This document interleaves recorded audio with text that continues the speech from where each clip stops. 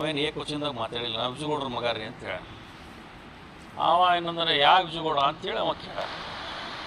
ನಾನು ಏನು ರೀ ನಾ ವಿಜಯಗೌಡ್ರ ಗಾಡಿ ನಾ ವಿಜಯಗೌಡ್ರ ಮಗ ರೀ ಅಂತ ಹೇಳ ನನ್ನ ಮಗ. ಅವೇನು ಏಕವಚನದಾಗ ಮಾತಾಡಿಲ್ಲ ನಾ ವಿಜಯಗೌಡ್ರ ಮಗ ರೀ ಅಂತ ಹೇಳ. ಅವ ಏನಂದ್ರೆ ಯಾವ ವಿಜಯಗೌಡ ಅಂತೇಳಿ ಅವ ಕೇಳ. ನಾನು ಏನು ರೀ ದಿನ ಹೋಗ್ತೀವಿ ದಿನ ಬರ್ತೀವಿ ನಮ್ಗೆ ಗೊತ್ತಿಲ್ಲ ನಾನು ಅಂತೇಳಿ ಇವ ನನ್ನ ಮಗ ಮಾತಾಡ.